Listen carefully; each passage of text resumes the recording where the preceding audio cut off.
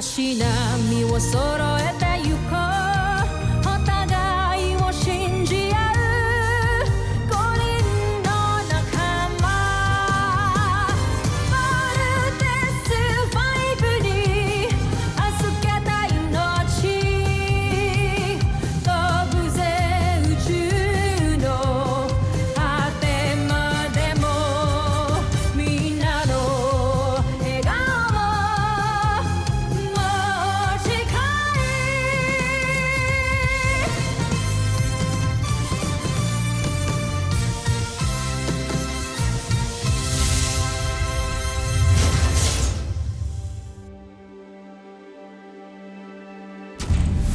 Ang nakaraan sa Voltes 5 Legacy.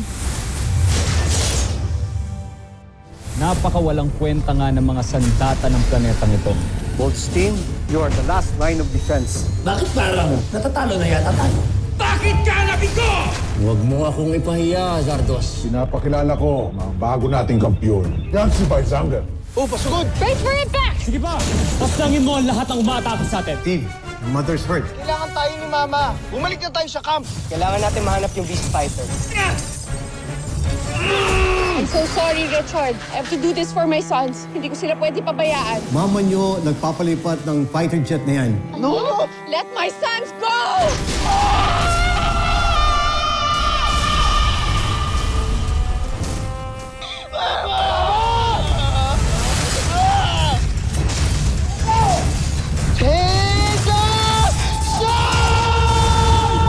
Pangalawang pagkakataon.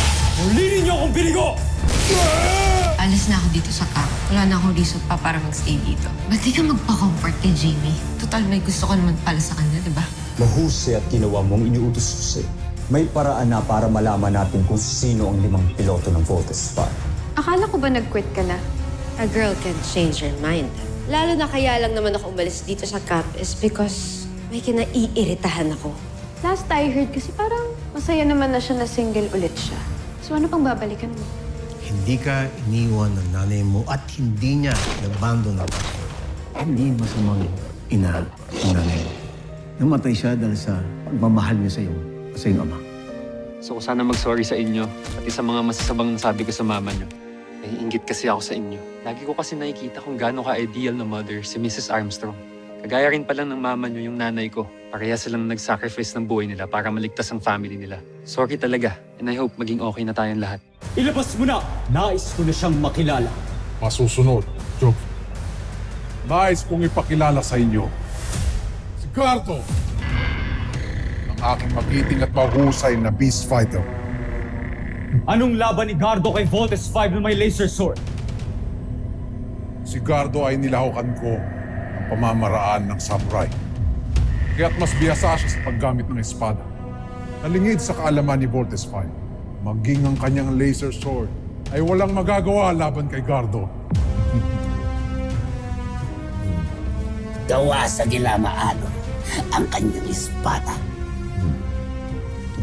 Kilamaano, isa sa pinakamatibay na bakal sa buong kalawakan. Siyang tunay, Jomfre. Mas matibay pa ito sa bakal na ginamit kay Voltes 5. Kaya't sinisigurado ko, hindi na niya tayo matatalo. At hindi lang yon.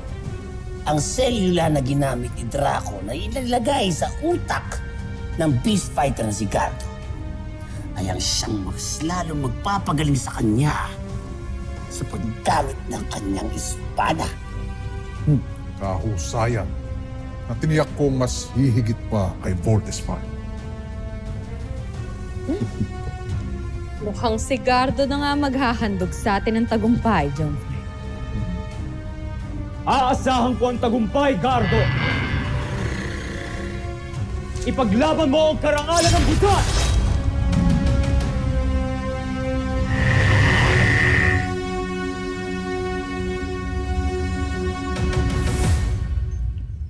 Dr. Smith. Sorry, andito ka pala. Please join us.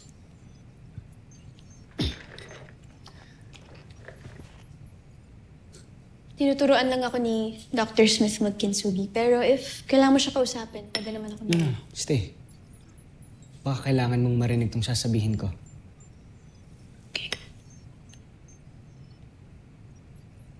Tungkol saan, Steve?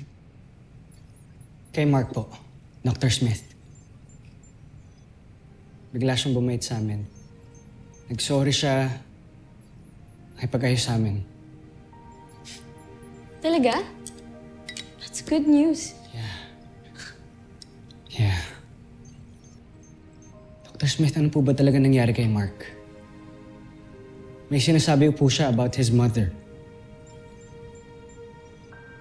I'm sure one of these days, ikwento rin ni Mark sa niya.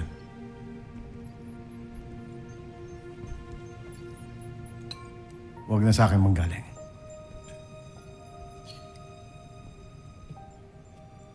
Si Mark, maraming lamat.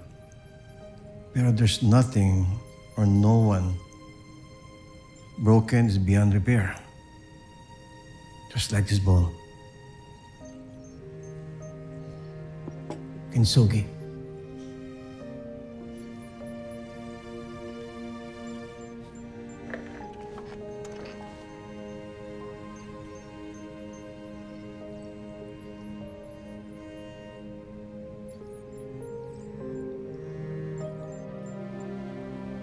Grilled chicken, burger steak, and spaghetti. Okay naman na siguro yun, no? Do, order mo pa lang yun. Akin nga taco salad lang, di ba? Mukhang ma-enjoy mo lahat ng mga in-order mo na food kasi ang dami-dami nun. Eh, wala bang ganun sa camp? Rob, siyempre meron kaming kantin, tapos marami din kaming mga pagkain doon. Alam mo kung ano yung kulang? Ano? Di ikaw. Ang galing-galing ng bola, ha? Alam mo, for sure, ikaw, ang dami-dami mo sigurong girl sa camp. Grabe, parang mas marami pa nga mga gadgets doon kaysa sa mga babae. Ha? Eh, bakit? Ano bang itsura ng loob ng camp? Kasi alam mo, mula bata pa lang ako, pinangarap ko nang makita yung loob nun. Pero until now, hanggang labas lang ako ng camp. Alam mo, matutupad na yung pangarap ko na yan. Dadaling kita sa camp. Os, pwede ba ako dun? Oo naman. Basta kasama ako. Malakas ako dun. Tsaka, lakas ka sa akin eh. Promise yan, ha? Oo, promise.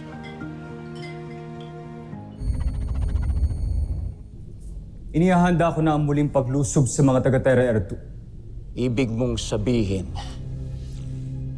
hindi nyo pa rin nasasakop ang planetang yan. Kanto Aita! Malapit na, kamahalan. Huwag kayo mainip.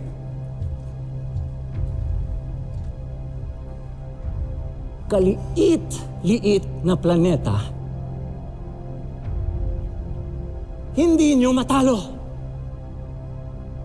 Anong klaseng pinunong mananakop ka, Zardos? Ginagawa ko ang lahat ng aking makakaya. Kung ginagawa mo ang lahat, matagal nyo na sanang nasakop ang Terra Air 2. Naiinip na ako.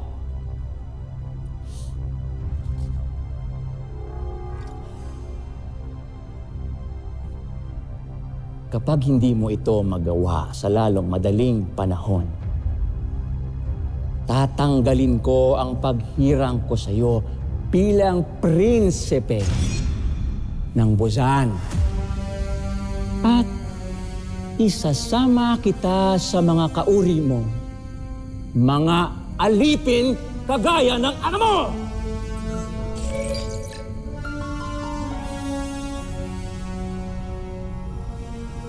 Kinumpara na naman ako ng emperador kay Hrothgar. Ito na ang huling beses mangyayari. Pinapangako ko.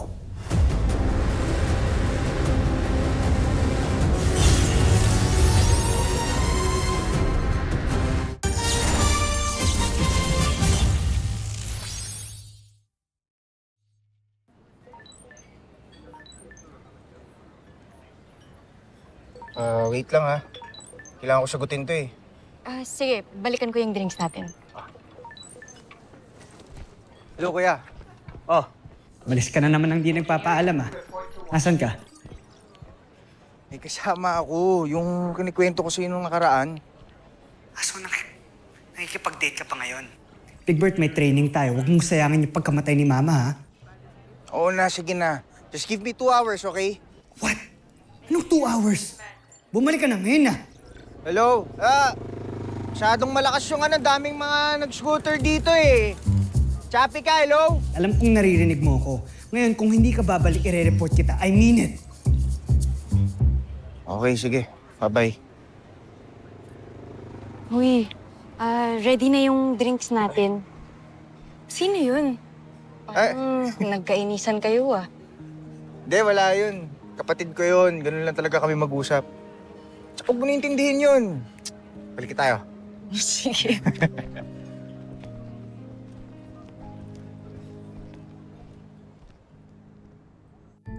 Nasisiguro kung tataas ang ranggo natin sa oras na matalo ng ating beast fighter si Voltes 5. Kaya dapat lamang na paghusayan ni Gardo.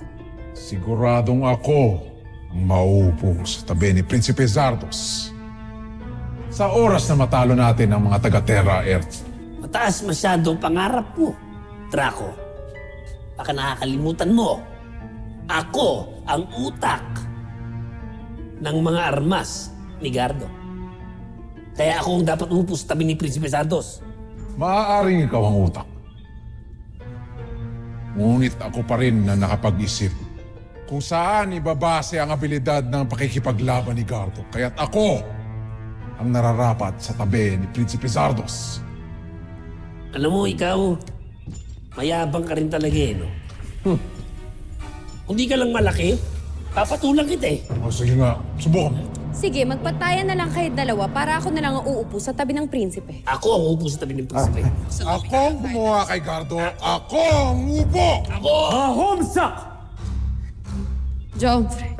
Aga-aga niyo magdiwang wala pa kayo napapatunayan. Patawag sa iyong narinig, Joffrey. Masyado lang kaming kumpiyansa na matatalo ni Gardo si Voltes 5. Kung ganun, aasahan ko ang tagumpay, Draco. Umayo kayo't wasakin si Voltes 5 para sa karangalan ko at ng buong busa. Masusunod, Jo.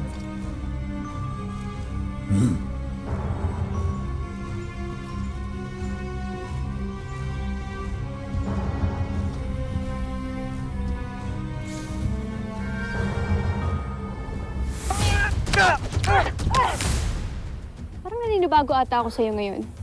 Wala ka ba sa mood?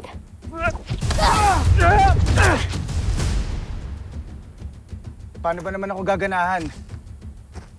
Kalagitnaan ng date namin ni Judy, pinauwi ako ni Kuya. So, ibig sabihin, pwede akong manalo today. Siyempre, hindi ako magpapatalo sa'yo.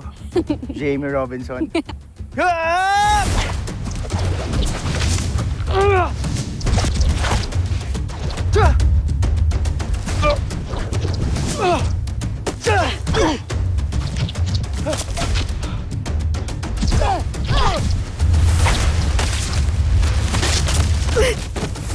Jamie! Sorry! Bigla lang ako. Okay ka lang? Okay lang ako. Ang galing na na. Ano yun? Butterfly return. Butterfly return? After mawala ni Papa, pinatira ako ni Mama sa mga monks. At yung monk na teacher ko yung nagturo sa akin makipaglaban. Ang butterfly return ng isang technique na tinuro sa akin. It's interesting, ah. Ano? Turo mo sa akin? Hindi naman pwedeng hanggat di mo ako napapabagsak eh. Ganun, ah. Yun lang naman pala eh. Let's go!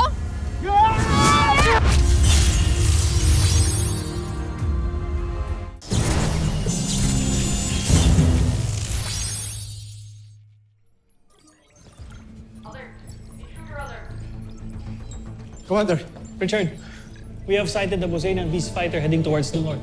Papuntang general direction ng Camping Falcon. What? Sound the alarm. Call the Voltes 5. Makatake ng mga Bosanian. Ay, sir. Battle station!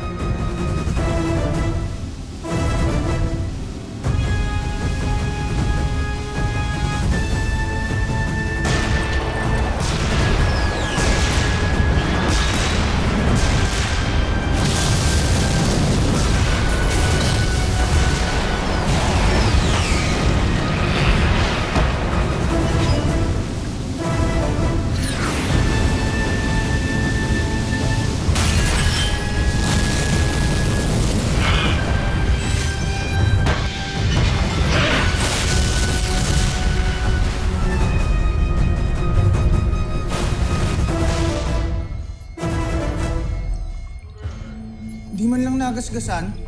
He's really tough. Yan ang beast fighter na makakalaban natin. Team, alam kong kayang-kaya niyo yan. And I believe in you.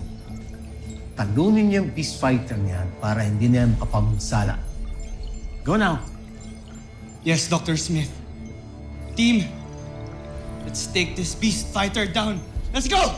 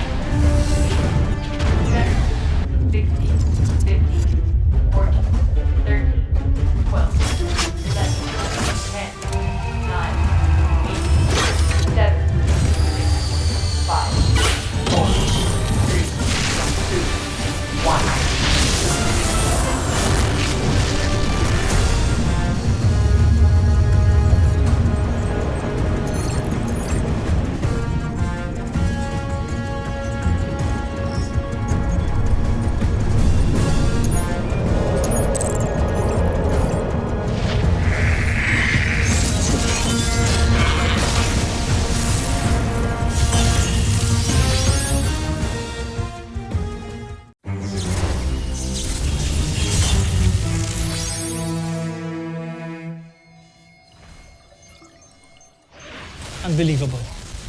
Akala ko malakas ng mga pinadala ng mga kalaban. Hindi pa pala. Tignan mo, parang naglalaroan lang tayo. The Busenos are back with a vengeance. Kinakabahan ako para sa Voltes team. Don't worry, Commander. Alam nila what to do. Just trust them.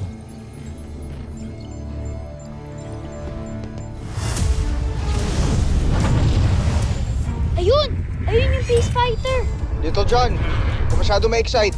Kakaiba tong beast fighter na to, ah. Hindi siya in the form of an animal, para siyang humanoid. Team, I'm sure pareho lang yan sa mga unang beast fighters na pinadala ng mga aliens. So there's nothing to be frightened about. Kaya atakihin na natin yan. Pasakin na natin ang sangyan. Get ready. Commit! Cruiser missiles!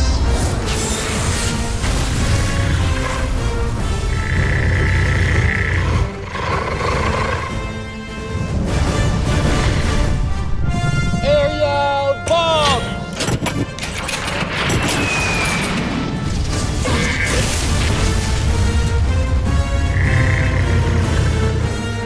Frigate missile!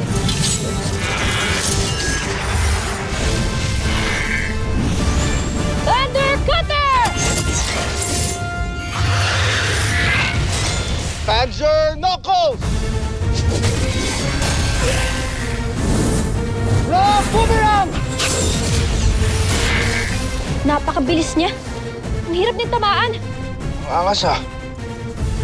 Kuya, nakabase ang fighting style niya sa isang samurai warrior. Guys, kailangan natin mag-ingat.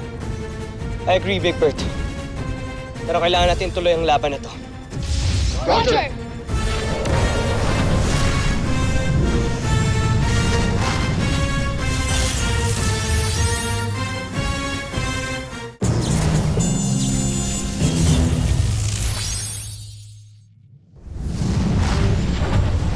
Team, tapusin na natin to.